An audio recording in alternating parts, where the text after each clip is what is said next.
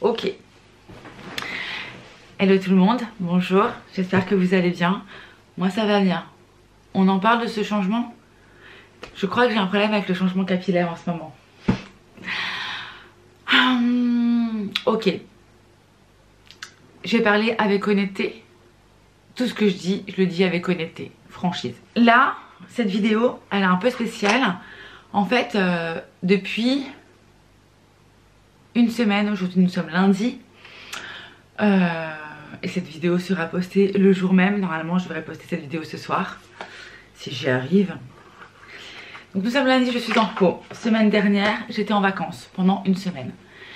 La semaine dernière, elle m'a permis un petit peu de me recentrer un peu sur moi-même, sur mes envies, redéfinir un petit peu ce que j'aimerais, ce que je voudrais. Et je voulais les partager avec vous. Souvent on fait, vous savez, les objectifs, les projets, quand une année se termine. Bon, bah, moi je fais ça en début février, ça me pose pas de problème. Pourquoi faire comme tout le monde? Voilà, c'est moi, tout à fait moi. Bref, et en fait je me suis dit qu'il y avait pas mal de choses, des objectifs que j'aimerais pour cette année. Même si je coche pas toutes les cases, c'est pas très grave, mais voir ce qui est possible de faire et comment je pourrais les réaliser. Alors, je vais vous les donner comme ça vient. Il n'y a pas d'ordre de priorité dans ce que je vais vous dire. C'est juste ce que j'ai noté. Je me suis pas dit, il faut impérativement que j'en trouve 3, il faut impérativement que j'en trouve 5, il faut impérativement que j'en trouve 10, 15 ou 20. Je me suis juste dit, qu'est-ce qui serait bien. Voilà. Sans pression. Si j'y arrive, tant mieux. S'il y a des choses que je n'arrive pas à faire, c'est pas grave. Je peux pas avoir 10 choses à faire et réussir les 10. Mais si j'ai 10 choses à faire et que j'en réussis 3, et ben j'ai quand même réussi. Voilà comment je vois les choses. En tout cas, ça me fait du bien de pouvoir vous parler. Comme vous voyez, petit changement capillaire. Du coup, ma maman elle m'avait acheté ça. Et je vais en profiter pendant que je vous parle pour mettre ce petit pré-shampoing que je vais bien laisser agir. Que j'ai toujours pas lavé mes cheveux. Que je vais bien laisser agir jusqu'à ce soir le bain.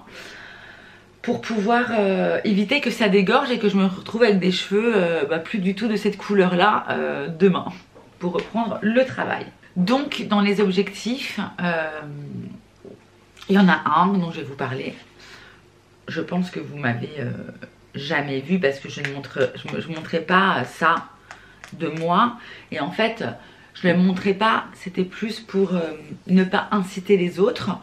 Et là je vais vous parler plus d'un point un peu santé. Un de mes objectifs c'est d'arrêter de fumer. Voilà, parce que je fume et j'ai quand même un petit diminué. Mais effectivement je fumais quand même beaucoup depuis fin mai 2022. Lorsque je vous ai parlé, maintenant je faisais déjà des vidéos à l'époque et je vous disais comment j'avais perdu personne de ma famille, etc. Depuis ça je fume beaucoup plus. Avant j'étais à une dizaine de cigarettes, qui est déjà plutôt conséquent. Et là je tournais au double. En gros je m'achetais un paquet de 30 et le paquet de 30 il me faisait une journée et demie quoi. Donc 20 cigarettes par jour, ce qui est juste énorme. Voilà, qu'on se le dise, c'est juste dingue.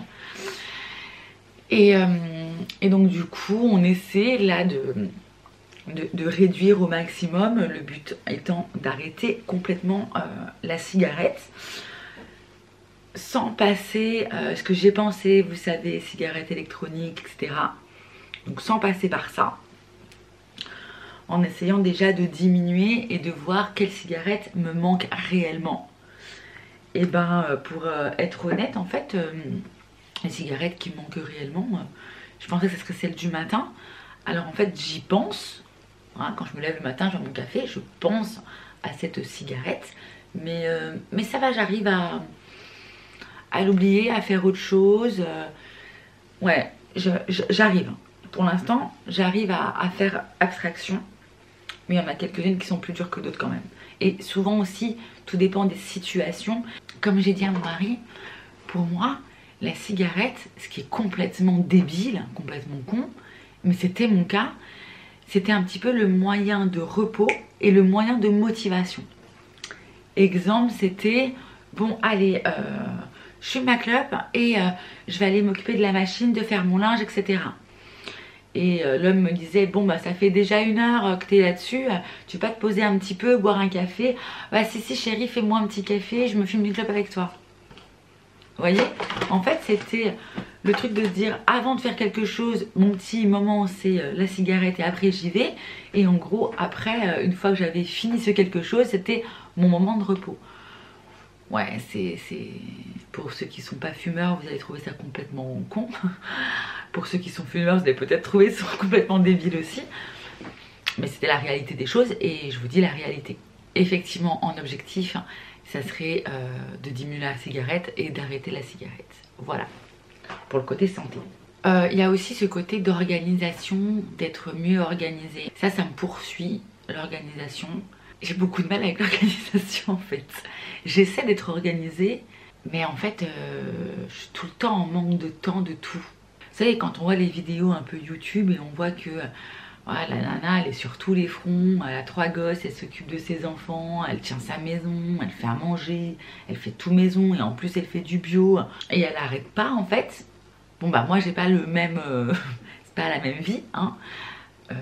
Je pars le matin, je pars travailler, je rentre.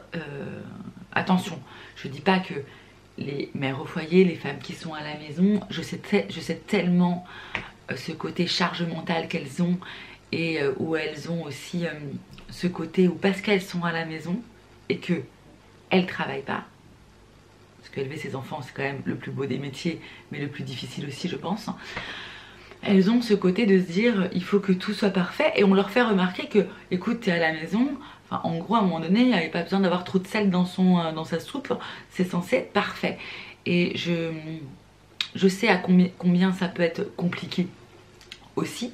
Mais moi dans ma situation qui n'est pas celle-ci, le matin je me lève, je bois mon café, j'essaie de faire 1 ou 2 trucs vite fait, style je nettoie la table basse, enfin en fin de compte j'ai pas vraiment le temps.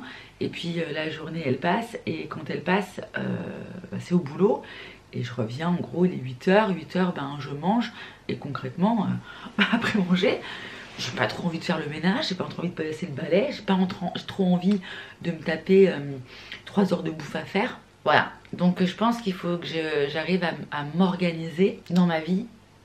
Voilà, ce serait mon organisation du quotidien. Mais aussi parce que j'ai un super problème, la meuf va vous parler que de ses problèmes, mais qui est aussi un autre objectif, c'est l'organisation administrative.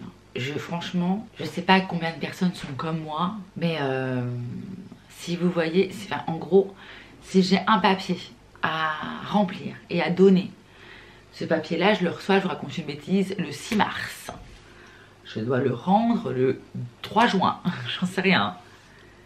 Je vais le rendre le 7 juin. Vous voyez, en gros c'est systématique. J'ai un gros problème avec ça. Je laisse traîner, ça me saoule à un point. Et ça me saoule aussi sur le côté où même les rendez-vous médicaux, les trucs comme ça, dès l'instant où ça me concerne, je laisse en fait. Bah écoutez, je suis malade, En gros, je suis malade, c'est comme ça, c'est pas grave. Auto-immunité, ça va se guérir tout seul et voilà, enfin.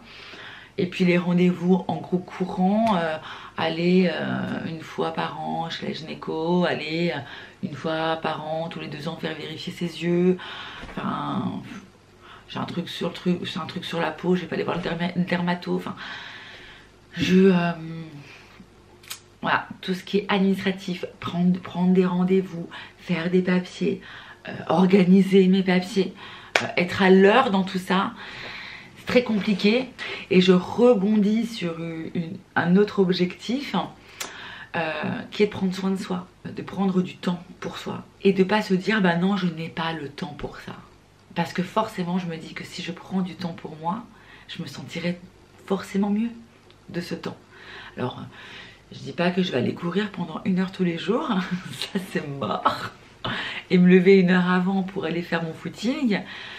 Mais vous savez, j'avais ce livre 5 minutes où je marquais des choses, etc. à l'intérieur. C'était vraiment ce petit temps pour moi, le petit temps de méditation que je faisais aussi, que je ne fais plus, mes petits rituels de bien-être aussi, qui me faisaient du bien, m'occuper de ma maison mais m'occuper de moi, mettre de la sauge, purifier mes pierres, travailler avec mes pierres, faire mes petits rituels. C'était des petits moments qui étaient à moi, vraiment à moi, et que je n'ai plus. Et je pense que c'est pareil, c'est organisation qui fera aussi que j'arrive un petit peu à tout goupiller et à me dire bon bah même si c'est 10 minutes, c'est pas grave, c'est juste 10 minutes où vraiment je vais prendre soin de moi. Là concrètement on est lundi, demain je travaille, je fais une vidéo, je suis make-upée, je n'ai pas été maquillée de toute la semaine les gars. Hein. D'ailleurs, petite info, petit disclaimer, je vous ai tourné par rapport à la semaine dernière la vidéo retour de course et une vidéo aussi organisation des repas parce que j'ai un objectif aussi, c'est d'arrêter au maximum de manger au travail, chez Paul, chez Poulaillon, enfin voilà, de manger sur le pouce et au maximum de faire mes repas, voilà, et donc de cuisiner, c'est un objectif aussi, c'est de m'octroyer du temps. Et je me suis dit que ça serait bien par exemple que, vu que j'organise un peu mes plannings, pas comme je veux, mais d'avoir par exemple 3-4 jours de boulot et 1 jour de repos, 3-4 jours de boulot et 1 jour de repos, pour pouvoir préparer mes repas, pas préparer pour une semaine complète. Mais voilà, là aujourd'hui par exemple, je sais que je suis en repos jeudi prochain, donc je travaillais mardi, mercredi, donc je vais avoir 2 jours. Ça serait bien que je puisse préparer mes plats de mardi, mercredi, jeudi. Et comme ça, vendredi, quand je reprends, et jeudi, j'aurai préparé mes plats de la fin de semaine. Je sais pas si je suis très claire. Si je suis pas claire, laissez-moi des commentaires. Attendez, ce que j'avais noté, qu'est-ce que j'avais mis? Alors, être mieux organisé, prendre du temps pour soi, c'est ce que je viens de dire. Ah oui, donc cuisiner plus. Et ce qui va aussi dans cuisiner plus, c'est la gestion du poids. Vous savez que j'étais en rééquilibrage alimentaire. J'ai perdu du poids parce que j'étais à 77 kg et que j'en suis à 70 et quelques, 70, 71, je dois être un truc comme ça. Donc je serais quand même très contente d'avoir perdu ces 6 kg. Même si je me dis que ce serait pas un mal qu'on continue sur une petite pente descendante. Voilà. Donc je me dis, alors c'est pas un objectif de ouf de me dire oulala il faut vraiment que je perde du poids. Je me dis que déjà si j'en prends pas je suis contente. Et puis déjà si je fais à manger, ça sera bien. Et puis petit à petit, je vais vérifier un peu mes recettes et mettre un peu moins de crème fraîche ou un peu moins, enfin voilà. Je vais m'adapter à ça. Mais c'est pas, ça fait partie de mes objectifs pour cette année. Mais bon, si à la fin de l'année je vous dis que je fais 68 kg, je serais très contente, j'aurais perdu 2 kg quoi. Mais voilà, c'est surtout de ne pas reprendre. Parce que là j'ai marqué perte de poids. C'est de ne pas reprendre et encore plus que perdre du poids. L'objectif c'est de se sentir bien dans son corps. Concrètement, je me sens pas ouf dans mon corps non plus. Donc si je pouvais perdre un peu, ça m'arrangerait. Voilà pour l'objectif aussi qui est de se sentir bien, mais surtout de perdre un peu quelques kilos encore, ce serait pas mal. Et qu'est-ce que j'avais écrit d'autre? Attendez, je vérifie. Gestion du budget. Je sais pas qui c'est qui est là et qui regarde cette vidéo et qui me connaît en tant que Mademoiselle Budget, elle fait ses enveloppes budgétaires. Alors, je vais pas reprendre les enveloppes budgétaires, quoique plus ou moins j'ai repris quand même. Je vous explique. C'est qu'en fait, je vais faire attention à mon budget, je vais faire attention à ma gestion de budget et d'autant plus à la gestion de mon budget alimentation. Courses, globalement. Pour ceux qui me connaissent sur la gestion de budget, vous connaissez ce filofax que j'avais, ce petit classeur avec toutes les catégories. Ces catégories qui allaient du coup de alimentation, tabac, loisirs, beauté, vêtements. Enfin, il y avait plein de catégories. Là, j'ai vraiment fait un focus sur les courses. Et je me suis octroyé la semaine dernière, pour le mois en fait, 300 € de courses à pas dépasser. Alors, ça pourra paraître énorme pour certains, peu pour d'autres, peu importe. J'étais à plus que ça. Ceux qui me suivent pour mes enveloppes budgétaires vont peut-être se rappeler qu'à la base j'étais à 70 € de courses par semaine. 7, 14, 21, 28, ça faisait donc 280 € sur 4 semaines. Là je suis à 300, c'était en 2021. Bon, avec ce côté inflation, je pense que je suis pas trop mal. Surtout que j'ai que cette enveloppe là en fait, c'est l'enveloppe course. Donc tout ce qui est alimentation pour Lula, le chat, la litière, les produits ménagers feront partie de cette enveloppe course des 300 €, alors qu'avant je crois que je mettais 20 ou 30 € par... Bon, on change pas une équipe qui gagne. Je n'avais plus de batterie, génial, comme d'hab. Je sais plus ce que je disais. Mais oui, donc je pense que je vais partager avec vous, mais c'est pas que je pense, c'est que j'ai déjà fait cette semaine. En fait, il faut savoir que pendant cette semaine de vacances, j'en ai profité pour vous filmer un retour de course que vous allez voir, la prochaine vidéo, ça sera ça. Je vous ai filmé aussi, après le jour du retour de course, pour combien j'en ai eu. En fait, je vous fais un petit point sur mes finances, combien j'en ai eu, ce que je vais faire comme recette, comment je gère pour pouvoir préparer un peu à l'avance, etc., etc., etc.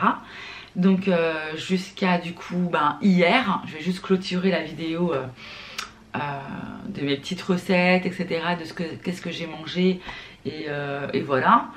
Et là aujourd'hui, on repart pour une semaine complète une semaine dans mon assiette en fait, avec les petites recettes que je vais vous montrer, des choses comme ça. Enfin bref, on est reparti sur ça.